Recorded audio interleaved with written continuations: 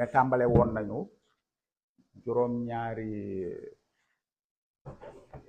juróom-ñaari kàddu yi nga xam ni Yeesu waxoon na ko ca kaw bant ba te tey jii dinañu jàll ci juróom-ñetteel ba.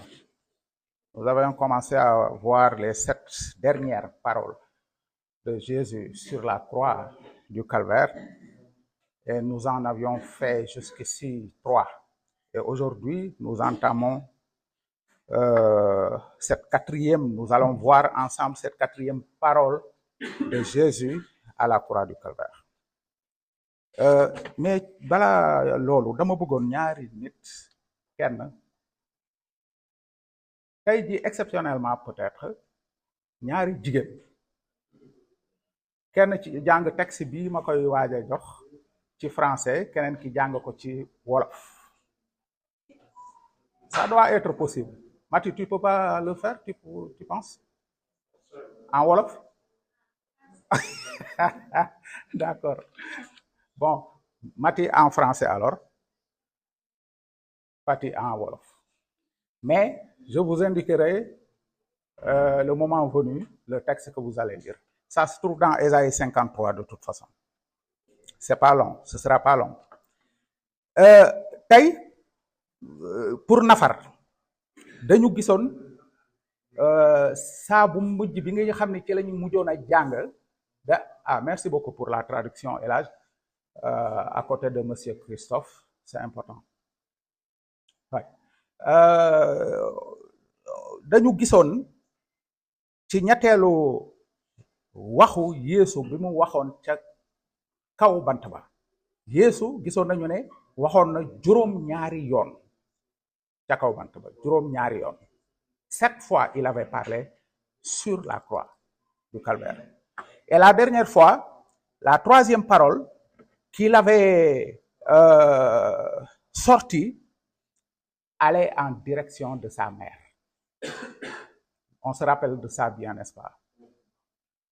Donc, même dans sa souffrance, nous avions vu que ci biir coonoom ci biir mettitam nekk ci diggante dund ak dee Yeesu amoon na jotu xalaat ci ñeneen ñi. Yeesu ci njàngale mi weesu mi ngi doon xalaat ci ëllëgu yaayam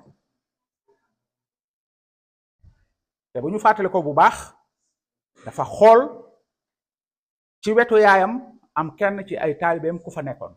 D'ailleurs, il était le seul talibé sax qui était là-bas parce que fàttaliku leen nag kàddu Yàlla dafa waxoon ne daf ko waxoon ca yonent ya dinaa dóor sàmm bi te jur gi dinañu tasaaroo. Ana jur gi? C'était ses disciples, n'est-ce pas, qui étaient là. Est-ce qu'ils étaient là au pied de la croix avec Jésus, l'accompagnant? Non, ils ont été dispersés.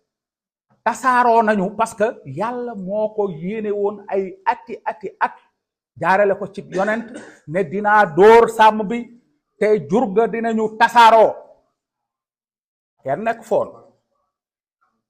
Yowaana kese moo fa nekkoon. Le plus jeune des apôtres. Il était le seul à être là. Ci wetu Yàlla.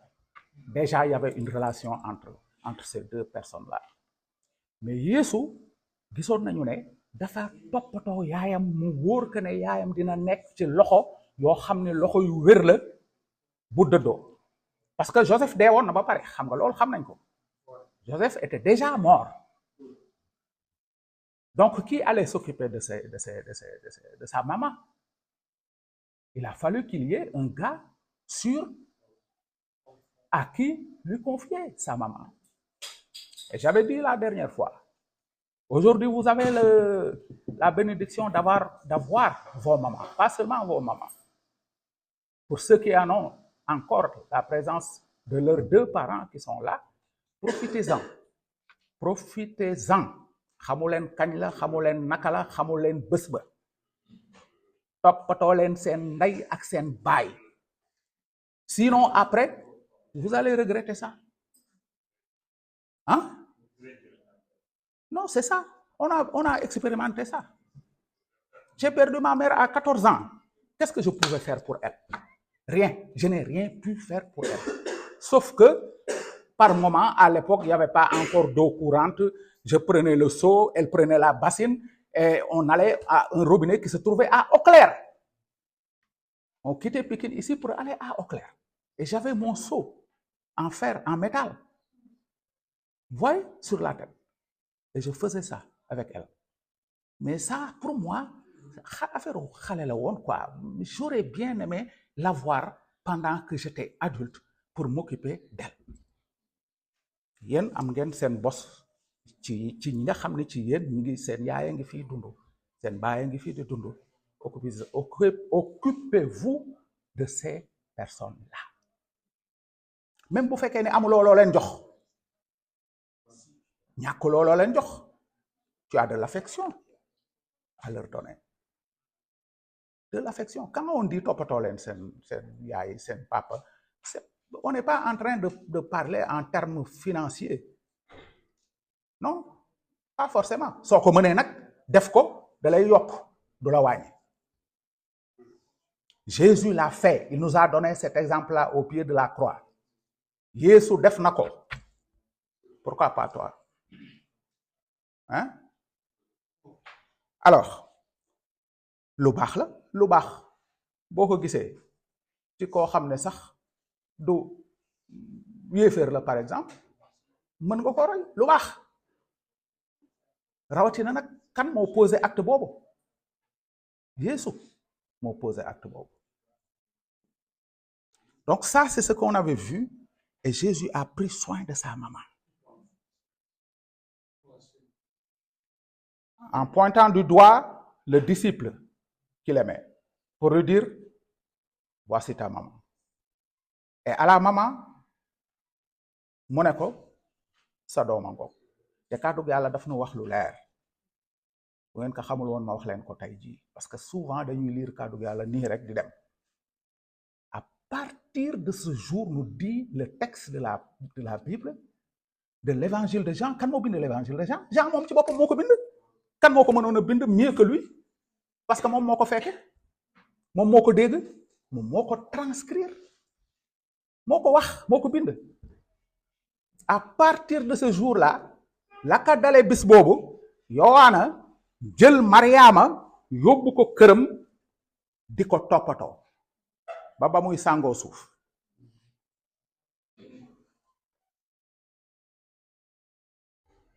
Femme, il avait dit voilà ton fils. Et puis il dit aux disciples. Ça c'est la nan laa ko mën a tuddee maanaam Yowaana bi muy bind lii ak woyofam ak suufeem moo tax bëggul woon wax ne ma ne mu ne ma man Yowaana sa dooma ngi noonu mu ne et puis il dit aux disciples mu ne taaliba ba sa yaay ngi noonu mu jël ko yóbbu ko këram gannaaw ba ñu jógee ca au pied de la croix là ca bant ba. Mais tey nag regardez le chapitre 3 à partir du verset chapitre 53 de Ésaïe à partir du verset 3 aaya ñett ba aaya juróom-benn. Ésaïe sar juróom fukk ak ñett aaya ñett ba juróom-benn.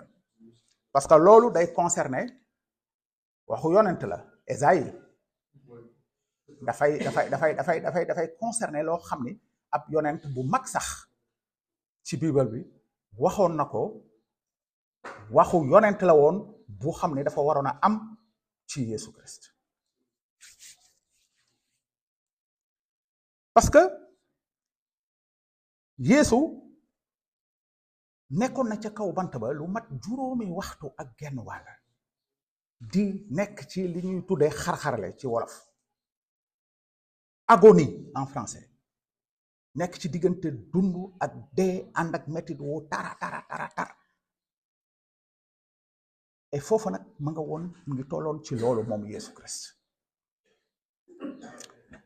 mettit ba metti lool rëy lool ba tax mu yuuxu wax benn baat boo xam ne baat bu am solo la mu ni mon Dieu, il a dû rassembler évidemment toutes ses forces pour pouvoir sortir cette phrase-là encore. waaye mu ni sama yàlla lu tax nga dëdduma lu tax nga dëdduma lu tax nga dëdduma lu tax yàlla dëddu woon Yeesu en ce moment-là précis à la croix du calvaire lu tax parce que ci jamono jooju ci waxtu woowu yàlla mi ngi doon wàccee sunuy bàkkaari àddina si ña jiitu Yeesu Christ ñi nekk ci jamono Yeesu Christ ak ñi topp ci jamono Yeesu Christ te ñooñu ñun ci lañu bokk mi ngi doon sëf bàkkaari àddina soosu noonu nit ñëpp ci kaw borom bi Yeesu Christ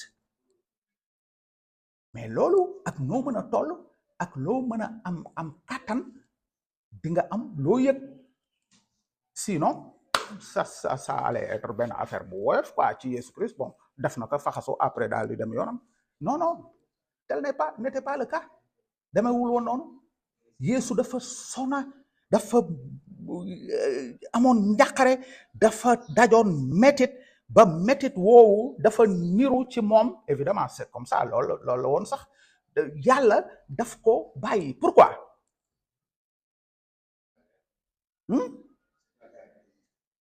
ndax lëndëmu bàkkaaru àddina gi ñu ko sëfoon metti na lool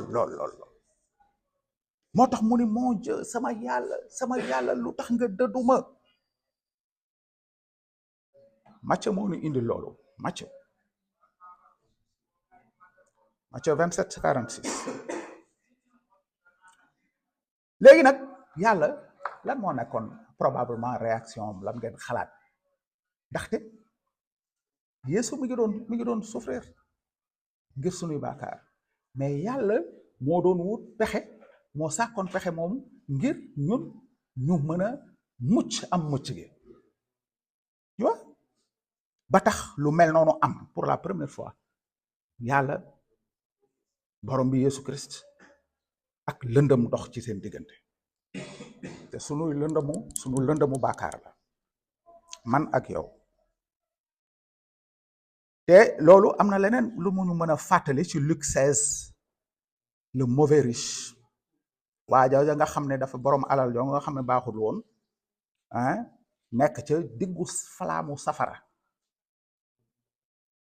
c'est une réalité c'est vraiment une réalité waaja nekk ca diggu safara dégg nga maam seen baay Ibrahima mu nekk fële ca àjjana mu ngi mettit lu fii mi ngi bëgg a dee xam nga li bon ci safara mooy lan yaa ngee lakk bés bu nekk te doo dee parce que il était là, il était conscient, il était dans la souffrance, mais son corps ne se consumait pas, son âme ne se consumait pas.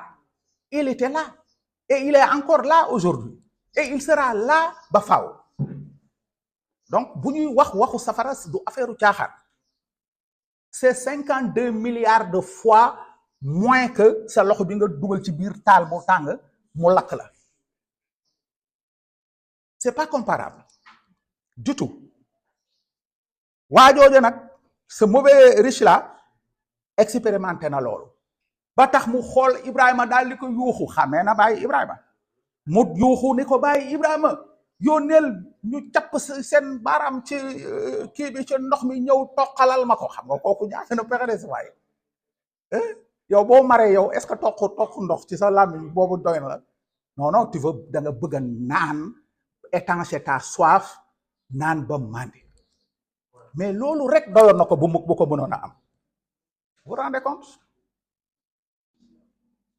du ay affaire u caaxaan te du ay fo le sentiment nag que Jésus ressentait ndax tàqalikoo gi nga xam ne moom la tàqalikoo ak baayam ci jamono jooju à cet instant précis dafa rawoon sax loolee nga xam ne moom la waaju am alal jooju doon daj ba tax mu yuuxu baay Ibrahima pour que mu ñëw ñu toqal si ko ndox ci kaw ci làmmiñam daaj li Yeesu doon daj moo ëpp fuuf kenn mënu ko méngale parce que le père yàlla baay bi dafa dëddu woon comme ni ko Yeesu waxe rek sama yàlla lu tax nga dëddu ma xam nga dëddu ci baatu wolof dafa c'est rempli de sens. nit ki bu la dëddoo ça veut dire bana la wàcc na la won na la gannaaw dem na faaleetu la. ci waxtu yu metti yooyu loolu moo xewoon te li ko màndargaaloon xam nga moo di lan kàddu yàlla daf ñu wax ne àddina sépp dafa lëndëm ay waxtu kërus ndax lan ndax suñuy bàkkaar yi nga xam ni ca Aadama ak Awa lañ ko doone amul kenn ku mën a taxaw wax ne man dama set wecc amul boo ko xamee boo ko xamul amul parce que fan nga soqi ko déjà tu te poses cette question là et tu règles dégg nga maam la question fan nga soqi ko fan laa soqi ko feneen fudul ci Aadama ak Awa donc kenn mënu taxaw wax ne man je suis clean mais yàlla saafara na problème boobu faj na ko yàlla saafara na problème boobu jafe-jafe boobu la ci waxtu woowu Yeesu nekkoon ca kaw bant ba di daj ñun suñu coono suñu metit moo tax bëgg naa trop sànq woy boobu ñu woyan la bu ma ko fàttali ko à la fin on va chanter ce chant là aussi après dégg nga maam Yeesu kon li mu nu defal non vraiment mënuñu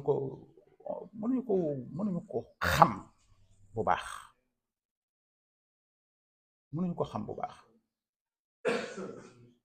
mais loolu la ñu defal moom joxe na dundam ngir ñun jàngal ma léegi kàddu yooyu texte boobu saar fanweer juróom fukk ak ñett ay ñett ba 6 Mati mën nga ko jëkk jàng ci français pendant ce temps Pati va verset 3 à 6.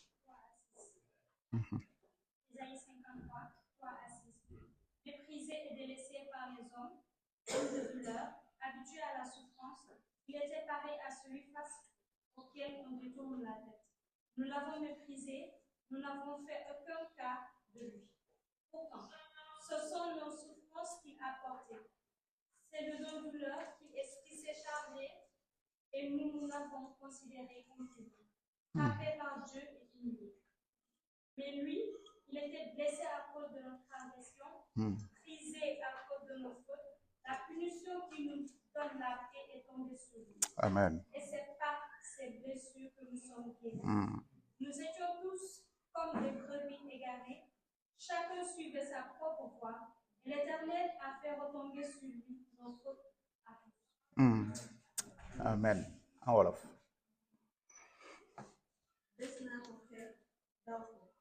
mu nit ku bari nit te muy naqar mu mel ni ku ñuy dumóoy des ko xeeb te naw la wuñu ko ndax moom suñu bopp la yén suñuy nitit la sëfoo ñu ngi foog ne des ko buggal foog ne yàllaa ko dumóoy toroxal ko te moom suñuy tooñ a waral ñu jamal ko suñuy ñaawteef a waral dëggaate ko yar yi ñu jamal moom la te mooy weer ci góor ñun ñëpp a laaj ñuy xaar ku nekk walbati bu topp yoon ci aji sax jee ko fop dugal ñu mu war a dëkk ñun ñëpp. Amen. Donc kooku mooy benn peinture ci li nga xam ne mooy coono Yeesu Christ ca kaw bant ba ngir man ngir yow ngir nga mën a am dund gu dul jeex ngir ma mën a am dund gu dul jeex méprisé et abandonné des hommes loolu la Isaïe wax et puis homme de douleur ça veut dire bés bu nekk ci dundam mettit la woon du woon yemul ca bant ba rek dégg nañu accusation yi nga xam ne yëpp accusé nañ ko les coups fomentés en son encontre et tout ça loolu lépp gis nañ ko dégg nga mu dëkk ci naqar ba fi mu waxee ne mu ngi mel nag ni gàtt bu ñu yeew yóbbu ko ca saraxalukaay ba war koo rendi ji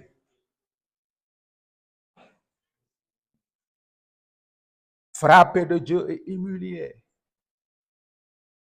frappé de Dieu et humilié waaye nag Esaïe indi woon na xabaar bu baax bi mu ne mais wante sunuy ñaawtee fa tax mu dem ca bant ba mu war a dee sunuy bàkkaar ak yóbbu ca bant ba ndaxte taxul woon bàkkaar moom kon loolu nañ koy fàttaliku souvent nañ koy fàttaliku ak noo mën a toll ak noo mën a mel xamal ni bàkkaarkat nga Yeesu nag musal na la waaye bul xalaat mukk ne yow yaa gën ma Samba wala yaa gën ma Demba ab bàkkaarkat nga képp boo xam ne il a eu la grâce d'être sauvé par Jésus-Christ de Nazareth mais ci biir coono boobu yépp Yeesu dégg nga maam amul benn saa boo xam ne weddina yàlla mënu nekk sax c'est même pas impensable c'est même pas pensable du moins mais ci waxtu woowu cet instant là la communion qui les liait les deux a été rompue ça va se rétablir après à l'image de cette noirceur dans le ciel qui faisait que personne ne pouvait plus voir, rien voir. Après, les nuages vont se dissiper parce que le sacrifice a été consommé et maintenant nous pouvons en bénéficier. loolu moo xew tey ji ca Golgota la tàmbalee mooy wéy ba keroog yàlla di jël si ñu mujj ci kaw suuf si ngir yóbbu leen ci taalibe Christ kenn mënu ko dindi nag bu ñu la doon dóor téeméeri yar par bés sax du tax mu dañ bu ñu la doon tëj ci kaso bi 52 000 ans du tax mu dañ dégg nga li la yàlla di laaj mooy marche avec Jésus dans ton cœur et sois fidèle marche avec lui et sois fidèle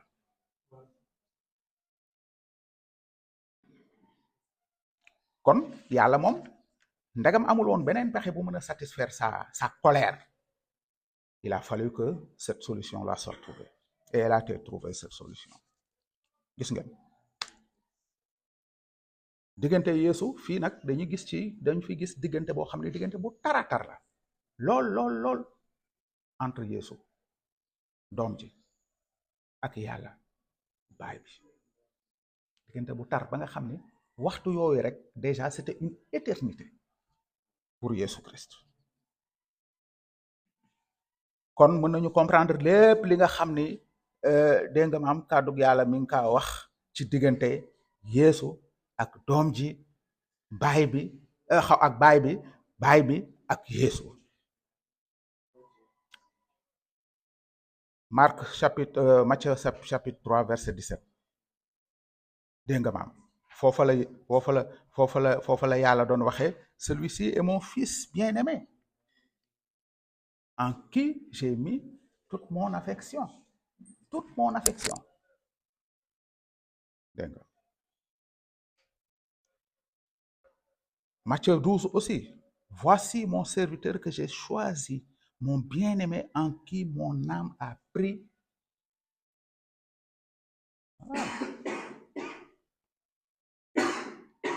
kooku mooy Yeesu yàlla waxu ko ci keneen ku dul Yeesu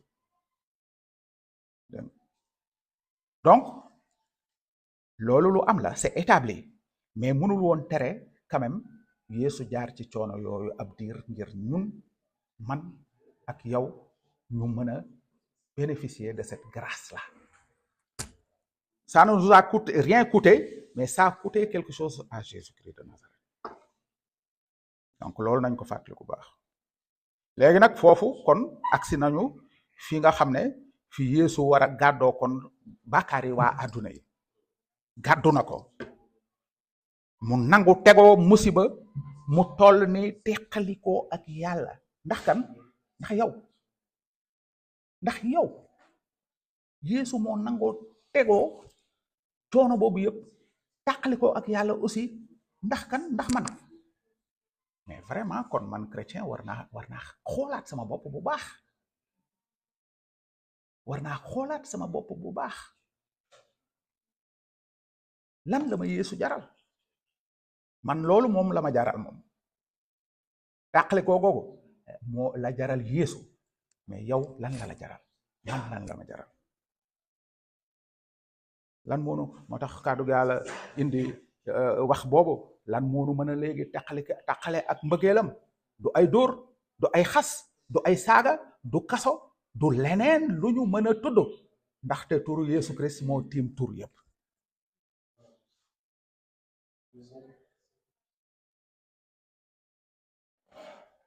kon ñun war nañu laaj suñu bopp ba fan lañu mën a àgg ci sunu ngëm ci Yeesu Christ ndaxte Yeesu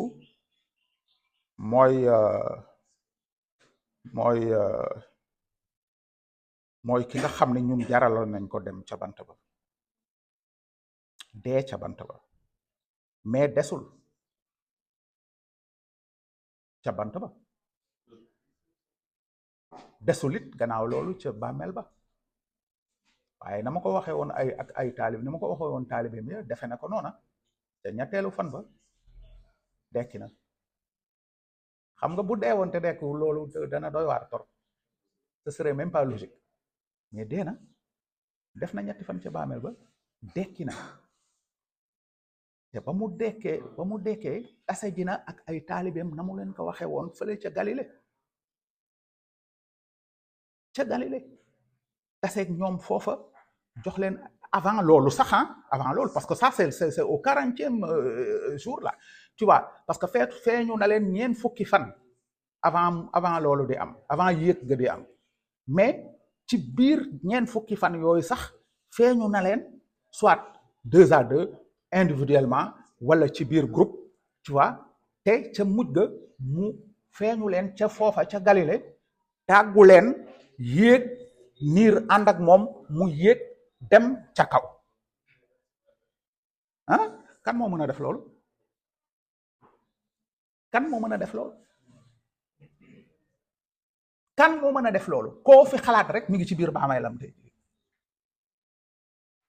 moom rek ngay dem bàmmeelam foofu mu ni wéen vide dara nekku ca baaraam bu fell sax nekku fa kooku mooy Yeesu Christ mooy sunu borom mooy sunu musalkat kon nañu roy ci moom